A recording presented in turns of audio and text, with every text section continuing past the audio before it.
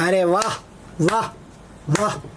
പശ്ചിമ ബംഗാളിലെ വിശ്വാസികളായ മുസ്ലിം സമൂഹം വളരെ കൃത്യമായ ഒരു തീരുമാനമെടുത്തു. ഈ വലിയ പെരുന്നാളിന് ബലിമൃഗത്തെ അറുത്തു കൊടുക്കുമ്പോൾ ഞങ്ങൾ പശുവിനെയും അതുപോലെയുള്ള ജീവികളെയും അറുത്തു കൊടുക്കുന്നില്ല, ഞങ്ങളതിനെ വിൽക്കുന്നില്ല, ഞങ്ങളതിനെ വാങ്ങുന്നുമില്ല.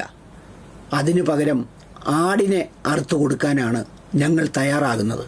എല്ലാവരും കൂട്ടത്തോടെ അത്തരമൊരു തീരുമാനമെടുത്തതോടുകൂടി പശ്ചിമ ബംഗാളിലെ ഹിന്ദുക്കളായ കന്നുകാലി വളർത്തലുകാർ പ്രതിഷേധവുമായി രംഗത്തിറങ്ങിയിരിക്കുന്നു എന്നതാണ് കാര്യം. സത്യത്തിൽ ഇത്തരം സംഗതികൾക്ക് അങ്ങനെയാണ് ജനാധിപത്യപരമായി മറുപടി കൊടുക്കേണ്ടത്. കലാപമുണ്ടാക്കിയല്ല, ഏറ്റുമുട്ടിയല്ല, വെല്ലുവിളിച്ചല്ല, തെരുവിൽ നേരിട്ടല്ല, നിശ്ചയദാർഢ്യമുള്ള തീരുമാനത്തോടുകൂടി വേണം ചില കാര്യങ്ങളോട് പ്രതികരിക്കാൻ.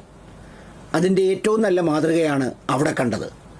അത് മുഴുവൻ രാജ്യത്ത് നടപ്പിലാക്കി കന്നുകാലികളെയും പോത്തിനെയും അതിൻ്റെ വഴിക്ക് വിട്ട ശേഷം, പശുവിനെ അടക്കം ഉപേക്ഷിച്ച ശേഷം മനുഷ്യൻ ആടിലേക്ക് മടങ്ങിയാൽ, ആടിൻ്റെ വ്യാപാരത്തിൽ കേന്ദ്രീകരിച്ചാൽ ഇത് ഏറ്റവും കൂടുതൽ വെല്ലുവിളി ഉണ്ടാക്കുന്നത് BJP കേന്ദ്രങ്ങൾക്ക് തന്നെയായിരിക്കും, സംഘപരിവാർ കേന്ദ്രങ്ങൾക്ക് തന്നെയായിരിക്കും.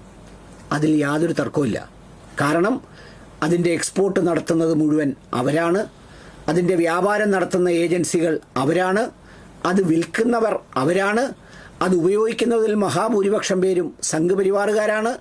സംഘപരിവാർ ഭരണകൂടത്തിൻ്റെ ഒത്താശയോടെയാണ് രാജ്യത്തെ ബീഫ് ഫാക്ടറികൾ അധികവും പ്രവർത്തിക്കുന്നതും നടക്കുന്നതും പോകുന്നതുമെല്ലാം. വെറുതെ ആൾക്കൂട്ടത്തെ ഒറ്റതിരിഞ്ഞാക്രമിച്ച് മുസ്ലിം സമുദായത്തിൻ്റെ പേരുള്ളവരെ തിരഞ്ഞു പിടിച്ച് കൊല്ലാൻ നടത്തുന്ന ശ്രമങ്ങൾക്കപ്പുറത്ത് അതിനെ വളരെ സ്ട്രാറ്റജിക്കലായി നേരിട്ടാൽ എന്ത് സംഭവിക്കും എന്നുള്ളതിൻ്റെ തെളിവാണ് പശ്ചിമ ബംഗാളിൽ കാണുന്നത്. അതിലേക്ക് ഒരു സമൂഹം തിരിയുന്നതിന് വലിയ പ്രയാസമൊന്നുമില്ല. അങ്ങനെയാണ് ചെയ്യേണ്ടത്. അങ്ങനെ ചെയ്താൽ പിന്നെ പശു ദൈവമാണെങ്കിൽ ആ പശുവിനെ നാട്ടിലെങ്ങും കാണാത്ത സ്ഥിതിയാവും. ഒരുപാട് മനുഷ്യർ പട്ടിണിയിലാവും, ഒരുപാട് മനുഷ്യർ പ്രതിസന്ധിയിലാവും, സാധാരണക്കാരായ ആളുകൾ ബുദ്ധിമുട്ടും. ഈ ജാതിയുടെ പേര് പറഞ്ഞ്, മതത്തിൻ്റെ പേര് പറഞ്ഞ് ആക്രമിക്കപ്പെടുന്ന സ്ഥിതിവിശേഷത്തിൽ നിന്ന് പിന്നോട്ട് പോകേണ്ടി വരും. അവിടെ ഉണ്ടാകേണ്ടത് ആസൂത്രിതമായ ഒരു സംഗതിയാണ്, ആസൂത്രിതമായ ഒരു ഇടപെടലാണ്. ആ ഇടപെടലിലൂടെ മാത്രമേ ഇതിനൊരു പരിഹാരം കാണാൻ കഴിയൂ. ഏതായാലും അത്തരമൊരു പരിഹാരത്തിൻ്റെ സൂചന നൽകുന്ന പ്രതീക്ഷാ നിർഭരമായ നടപടിയാണ് പശ്ചിമ ബംഗാളിലെ മനുഷ്യർ സ്വീകരിച്ചിരിക്കുന്നത്. ഞാൻ പശ്ചിമ ബംഗാളിലെ 5ഓളം സുഹൃത്തുക്കളുമായി ബന്ധപ്പെട്ടു. അവരുടെ എല്ലാ മേഖലകളിലും അവർ ഈ പറയുന്ന പശുവിന് പകരം അല്ലെങ്കിൽ കന്നുകാലികൾക്ക് പകരം ആടിനെ വാങ്ങി വിതരണം ചെയ്യാൻ തീരുമാനിച്ചു.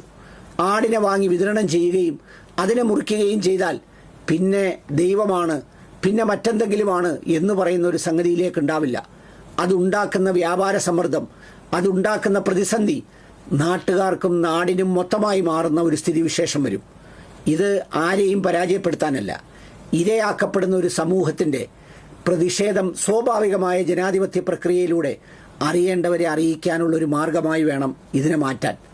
അത്തരം പ്രേരണകൾ നൽകി സ്വന്തം സമുദായത്തെ പാകപ്പെടുത്തേണ്ടതിന് പകരം ഇല്ലാത്ത കാര്യങ്ങളും അല്ലെങ്കിൽ തീരാത്ത തർക്കവിഷയങ്ങളും ഉന്നയിച്ച് മാസങ്ങളോളം, വർഷങ്ങളോളം, തലമുറകളോളം അടിക്കുന്ന ഒരു സ്ഥിതിവിശേഷം ഒഴിവാക്കേണ്ടത് അനിവാര്യമായ കാര്യമാണ്.